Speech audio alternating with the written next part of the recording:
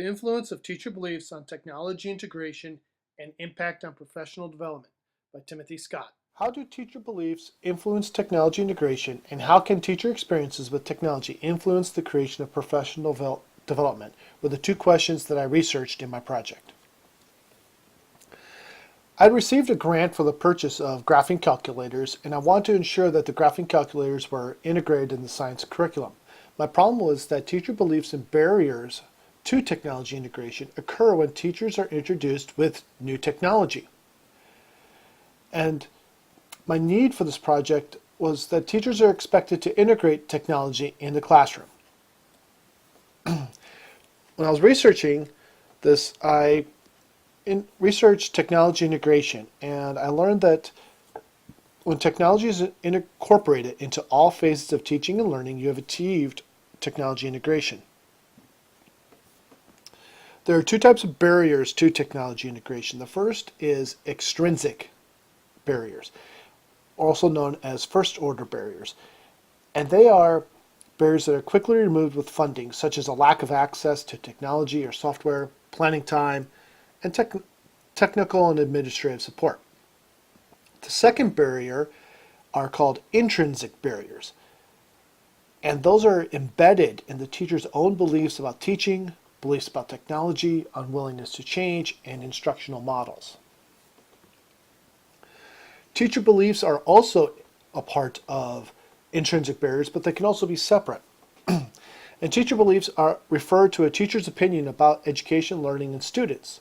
And those beliefs strictly relating to the educational setting, specifically how students learn, pedagogy, and classroom management, are the most tightly held. Teacher beliefs about how students learn and effective teaching are related because their beliefs impact how the teacher will integrate technology into their own classroom. I also looked into professional development, and I learned that long-term in-depth training equals greater results. Focus on the subject matter in a hands-on student-centered manner also achieves greater results, and that you also need to increase teacher knowledge and skills. There's three characteristics of effective professional development. First one would be deep science content and process knowledge with numerous opportunities for practice. You need to be able to demonstrate competence with what you have learned, and you also need to share what you have learned. My methods for this project, I did a qualitative research study on the experiences and reflections of 3 8th grade science teachers at a large middle school. My 3 participants were, first one was Julie, a pseudonym. She's been teaching for 30 years. She's a novice when it comes to graphing calculators, and she has limited competence with technology. Tim was a researcher and participant, has been teaching for 7 years. He's a novice with the graphing calculators. However, he's quite competent with technology. Wanda has been teaching for 5 years. She's highly experienced when it comes to graphing calculators because she used them in her professional geology career, and she's also quite competent with technology. 2 lessons were taught using the graphing calculators. The first one is called It's Just a Lunar Phase, and here students identify patterns in the different phases of the moon by graphing and estimating the percent of illumination. The students then spotted trends, and they calculated percent error to their estimations. The second lesson they taught was called Tilting Earth, and they explored the relationship between Earth's 23.5 degree tilt on its axis and the effect on the average monthly temperature in 2 major cities, Dallas, Texas, and Buenos Aires, Argentina. Data was collected through a pre-lesson survey of 6 questions and a post-lesson survey of 4 questions, and a collaborative conference. During this conference, the participants discussed their experiences using graphing calculators, their thoughts and concerns on the lessons, and ideas for the creation of a professional development for the next year. The researcher took notes during the meeting to document what was said during the 30-minute conversation. During the data analysis, I The researcher looked at the extrinsic or intrinsic barriers and teacher beliefs. And since beliefs are the teacher's opinion about education, learning, and students, in the analysis of the responses, if the belief dealt with the calculators, then the response was categorized as an intrinsic barrier. Otherwise, it was left as a teacher belief. I'm going to highlight 5 results that I felt were very pertinent. The first one was, what kind of teacher would you describe yourself as? And Julie described herself as that she struggles with technology, which is an intrinsic barrier. She does have the teacher beliefs that she's willing to try new things after much analysis. Tim described himself as student-centered, while Wanda described herself as a facilitator. Thoughts on technology integration in the science classroom. Julie had an extrinsic barrier that stated computer labs are hard to get into, that there's a lack of planning time for new lessons or for finding new lessons. But she believes that technology is not always effective in the classroom. Tim felt that technology integration increased student engagement in the material, and that the technology must be used properly. And Wanda believes that technology is a tool, not a learning outcome. It assists in driving change. Students find their own answers, which leads to increased collaboration.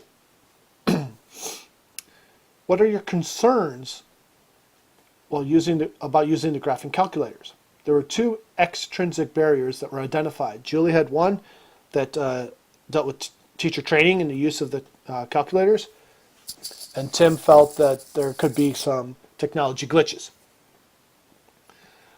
Tim also felt that there'd be some student intimidation using the calculators, that the students may not understand the instructional concept. And Wanda believed that the lack of student training and familiarity with the calculators could be an issue. After teaching the lessons, did you have any belief changes? And Julie said yes, the student engagement was a large part of her change in belief. Tim also had a slight change in beliefs, that the student engagement with technology increased, helped me. And Wanda said no, she still believes that technology is critical to student development. And did technology enhance student learning? Julie says that the data was easy to enter and graph and read. Tim said that students interacted with concepts in a new way. And Wanda said that this was an additional modality for personal learning experience. Calculators were viewed as a variable technology instrument, and it also segregation of core curriculums was addressed, math separate from science. In conclusion, I researched 2 questions: how teacher beliefs influence technology integration in the classroom, and how teacher experiences with technology could influence the creation of professional development. The first one was, in conclusion, I felt that Julie had the largest change. She said that the student engagement with the calculators changed her beliefs, that the data was easy to enter, graph, and read, and anecdotally, she has since used the calculators many times in her classroom based on her one-time experience with these. While integrating the technology, doing this project, the researcher experienced some extrinsic barriers. The first one was the installation of the requisite software on the classroom computer.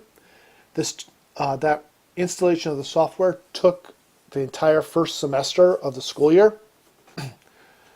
The second one was that the probes that we currently had on hand could not be used with the new calculators because the probes have an Ethernet plug and the new graphing calculators have a micro USB slot. And it required the purchase of an additional piece of hardware called the Vernier EasyLink.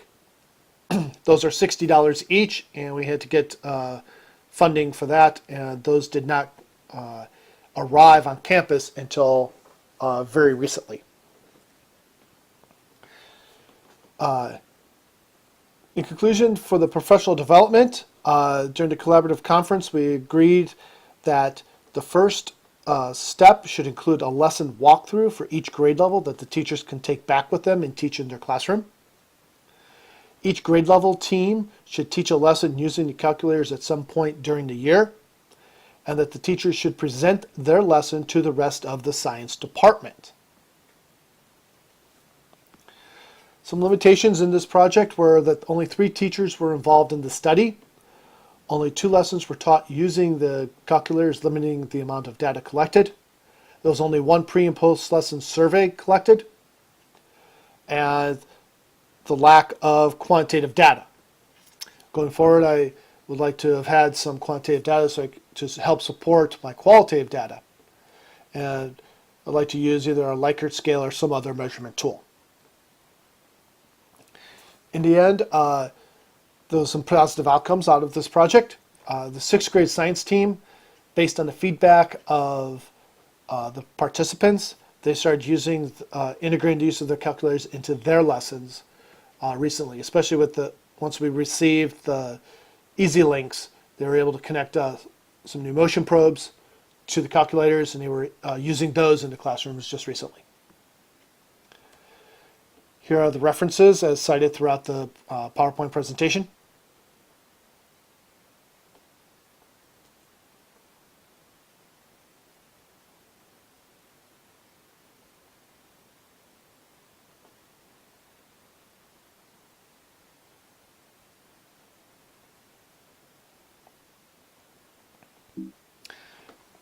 Thank you for your time.